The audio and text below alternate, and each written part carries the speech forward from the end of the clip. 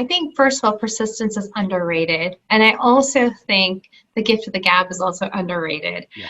I think that it should be cultivated actually in schools rather than looked at upon as negative, because it can really help people navigate using their, Yeah. their mind Yeah. and the way they speak. A lot of But people have difficulty communicating. yeah, And I remember I took a speech class. Easiest class I ever took in my life. yeah, Easiest A I ever got, okay? But public speaking is something that terrifies a lot of people. So it's a skill set that you can actually develop and hone. And entrepreneurs have to be able to right, communicate either orally or in writing. The other right, thing is you got to learn how to write. You got to learn how to be able to put your thoughts into a coherent written word, because again, entrepreneurs rely on the written word as well as the spoken word to get their mission across. So those are two skills. Again, I talk about education because I think education is the key to everything, and I love yeah. going to classes. But you don't have to go to a formal class to get educated on Hmm. public speaking or improving your writing. There are tons of resources available, particularly now on the internet, that you can take advantage of to improve those skill sets. And for an entrepreneur, there's nothing more valuable. Exactly. I completely agree with you. I personally love educating myself all the time, even if it's like the silliest thing, but it's like the more knowledge I have, the better able I am also to speak about something and also to share my experiences with others. Yeah. And I think education is everything. If I'm not learning something new, I feel stagnant. Mm, I feel like I am wasting my time if I'm not trying to I love that. attain some new skill set. And Hmm. that manifests itself in my business a lot. So I'm Hmm. always trying to learn new things. And I'll give a plug for LinkedIn Learning. Thousands of courses that you can Oh, take. wow. Thousands of courses on entrepreneurship, on digital marketing, on Okay. copywriting. You can do that forever. What a Yeah. great tool. Yeah. So Is that's it a great, free or is it that's you a have to paid pay for it? service. It's a It's a paid paid service, but service. you can do the 2 week or a 1 month trial membership. Hmm. So you can find a ton of things to study. And there's like classes that are 1 hour in length, 20 minutes in length. And then there's other classes, a series of classes that can take up to multiple hours. Hmm. So like I did a whole course on WordPress, so I knew how to manage and develop my website. I did a whole course Okay.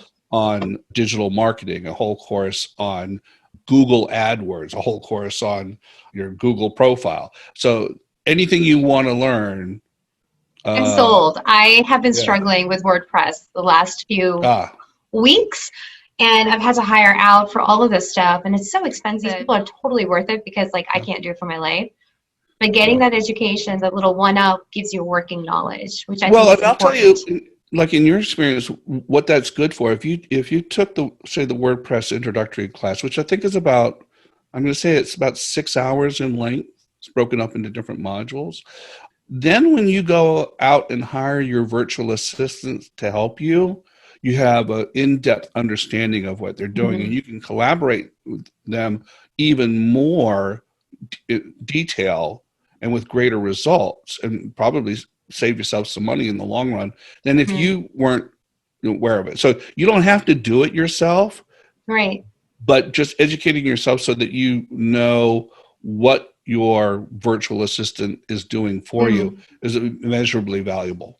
I think so too. I have recently been feeling that a lot and experiencing that in my own business.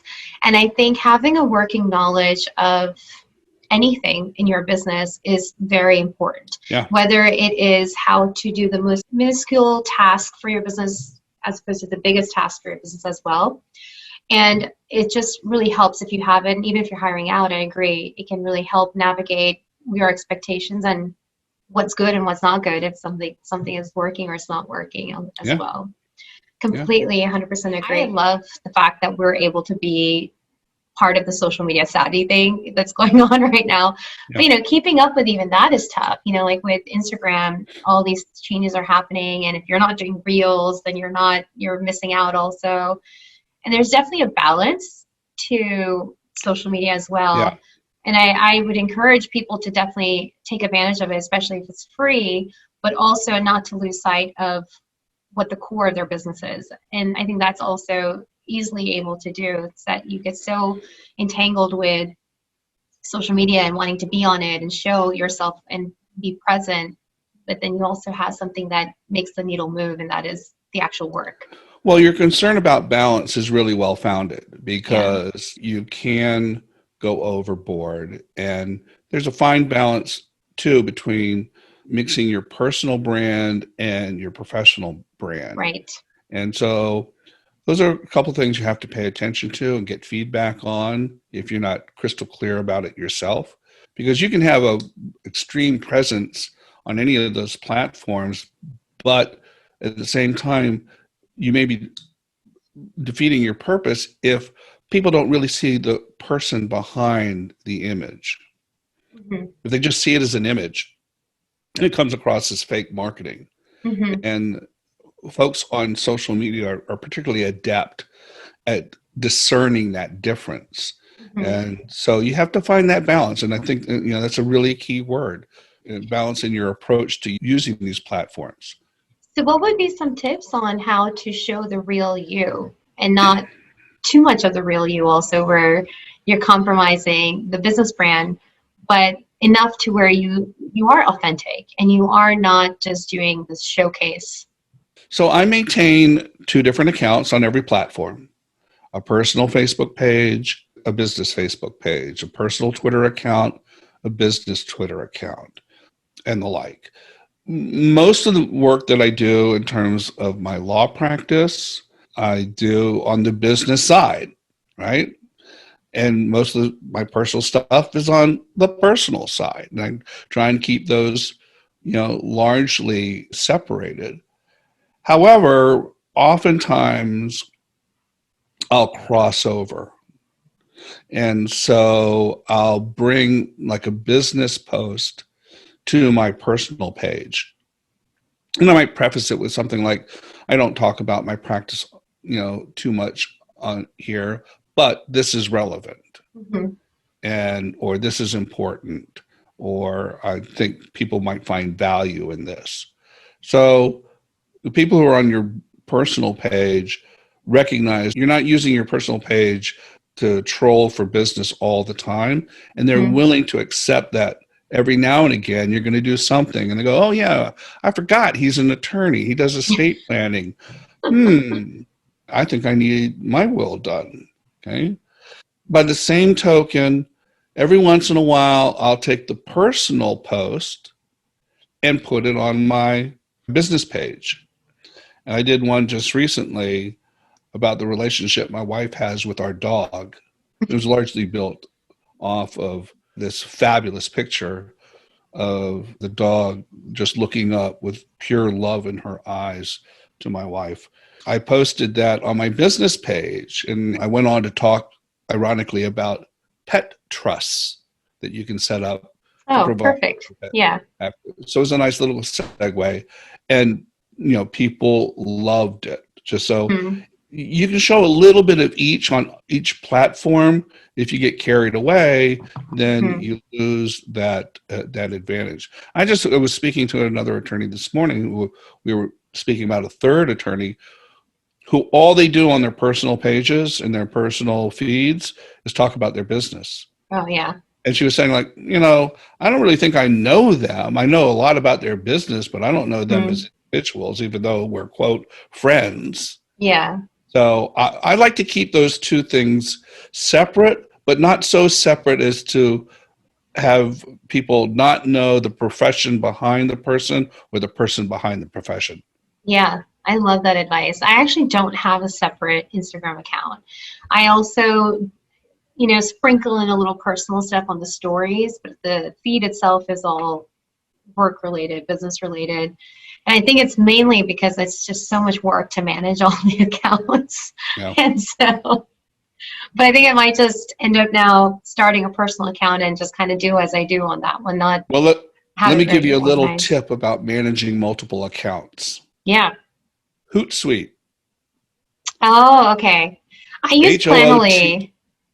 Yes, well, that will work too. Yeah. But I use Hootsuite, and in Hootsuite, you can make one post and post it to multiple platforms.